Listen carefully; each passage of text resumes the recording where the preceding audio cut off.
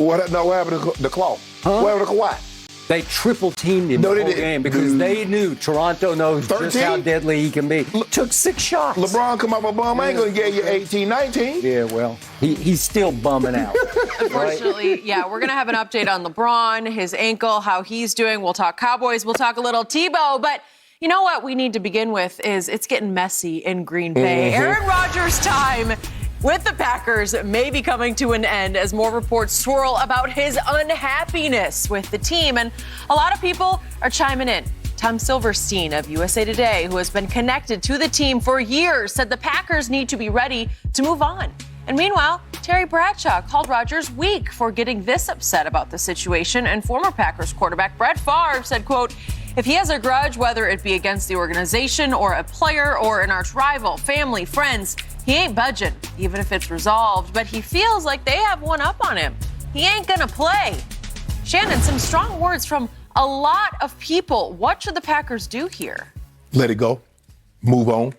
You drafted a replacement. That's why you traded up in the draft to draft Jordan Love. Skip, I mentioned this last week. And Brett Favre would know Aaron Rodgers because he's been around him, talked to him in a private setting more so. I don't really know Aaron Rodgers. But just observing from a distance and seeing how he's handled some of the things in his personal life, Brett Favre is absolutely right. By the way, Brett Favre has experienced that firsthand because they've been at war. Exactly. Right? Even Andrew Brandt, who used to be an executive for the Packers, said Brett Favre's camp just about every year would say, do you know what it's like to come to work with your replacement? So Brett is speaking, for, like you said, Skip, from firsthand knowledge. But dealing with Aaron Rodgers, Skip, it seems to me, this is how it normally works. And Skip, a lot of times I use relationships because I believe a lot of our audience have been through a relationship. And sometimes in a relationship, when one party feels they have the power or they make the most money, they have the bigger Q rating or whatever the case may be, Skip, they feel they can talk to you any type of way and you'll accept it. The Packers felt they had the advantage and they could do whatever they want, and Brett would accept it. Why would a CEO, why would Mark Murphy tell Aaron Rodgers, don't you be the problem, if he didn't think he had the power? Why would they handle it in such a way? Skip, it was reported, now I don't know if it's true, but it's reported that the Bears gave Andy Dalton a heads up that they're taking Justin Fields. Andy Dalton! They should have made Andy Dalton go pick up Justin Fields from the airport. But they couldn't tell Aaron Rodgers, like, look, Aaron, we're probably going to move. If he's there and he's come to us, we're going to select a quarterback. We might even move up and take him. You could have given him that common courtesy. Skip, my college coach, Bill Davis, used to tell us all the time. He said, guys, I'm going to treat all of you fair, but I'm not going to treat you all the same. And Skip, you've been around it long enough. You know certain players get treated differently. And at some point in time, love is like an eclair. Once it goes cold, it can't be reheated. And even Tom Brady had his breaking point. He got tired. Even it took him 20 years, Skip, to build it up. But he got tired of Coach Belichick treating him, number one, like 43 on the roster. He said, enough is enough. I deserve better. I know I can go somewhere where they'll treat me accordingly. But he left of his own volition. He did. Aaron Rodgers believed that he can go somewhere, and they will give him the common courtesy of someone of his ilk deserves. Skip, I don't know how you repair this. I don't know why you're holding on to Aaron Rodgers when you drafted his replacement. When you take a quarterback in the first round, when you trade up to get him, you've told the guy that's already occupying that position, you're on borrowed time. When the Chiefs moved up to get Patrick Mahomes, what do you think Alex Smith was thinking, Skip? When they traded up to Texas to get Deshaun Watson, what do you think the quarterback was thinking? So what do you think Aaron Rodgers, like, hold on, I'm a two-time MVP. None of those guys went to the championship game. Aaron Rodgers said, I did just take the team to a championship game, and y'all still think I'm washed up. So now he has the power. I take you back to the championship game. I go 48 touchdowns, 4 interceptions. I have the power. I don't like the way you've talked to me, and I was just waiting for this moment, Skip, and I told you, the moment he get that sledgehammer back in his hand, he gonna break some glass. Aaron Rodgers went out. I don't know how they repaired this, Skip. Too much damage has been done, and Aaron is the guy, Skip, you hold a grudge. He gonna hold that grudge until he gets up out of there. It's only a matter of time. Gutekunst can say all he wants to. Now, all of a sudden, we're committed to him long-term to 21 and beyond. No, you weren't. No, you were not, and he knows you're lying. Skip, just let it go. Just let it go. TB, Skip, TB's my guy. I've known Terry Bradshaw. We're in the Hall of Fame together. And when we talk, and I don't get a chance to talk to him much, but when I talk to TB, Terry Bradshaw, Skip, we really never talk about football. We always talk about his farm, his cattle. He have big cattle farmer, bring us bulls, bring us cattle, beef cattle. Skip, TB, you retired in 84. I retired in 2004. Things are different now. And I had to come to that realization, Skip. I was like, but that's the way we did it. And that's the way we did it. And then I started hearing myself, listening to myself, and like, damn, I'm that grumpy old guy that everybody talked about when I was playing. Things are different now, Skip. Their players have more control now. It used to be the team had all the control. They controlled you until you couldn't play anymore, and then you ended up like Johnny Unitas, or you ended up like Joe Namath. But not anymore. Guys are not afraid to move.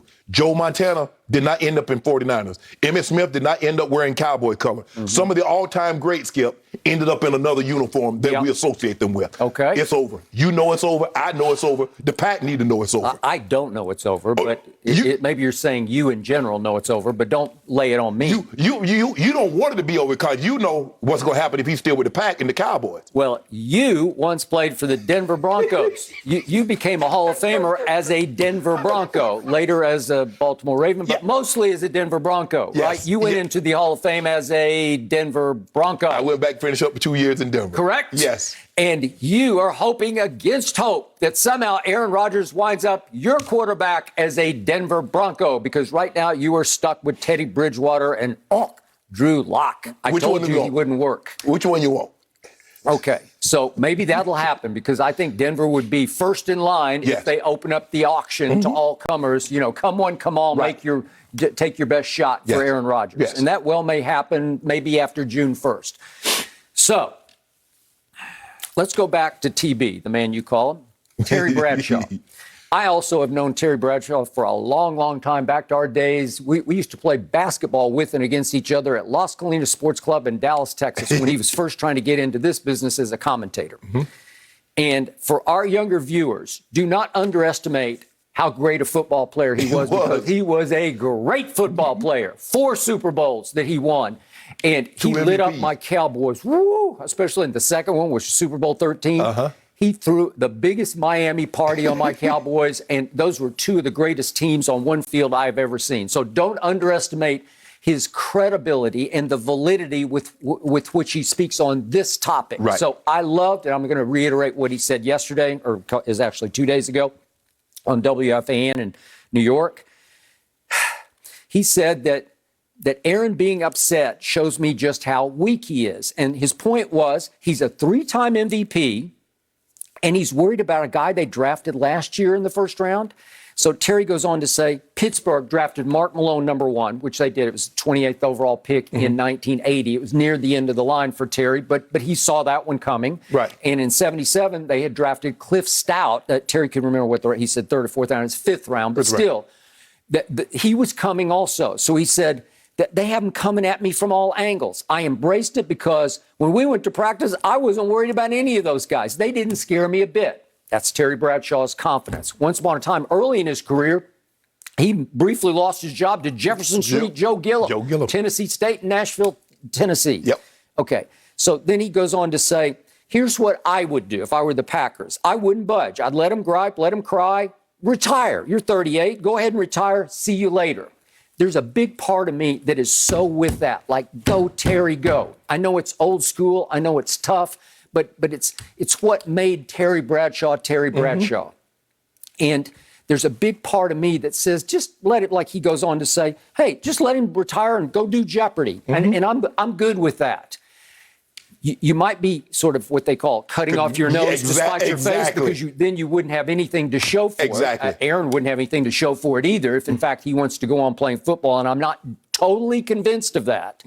You know, he's got so many outside interests, and he has all but campaigned to become the permanent host of Jeopardy.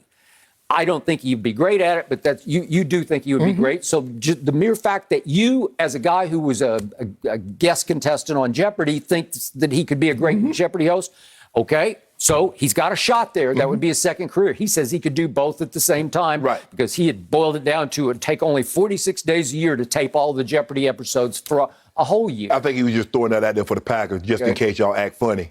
Well, I believe that too. And I think he was negotiating against them, trying to negotiate his way out of town. Right.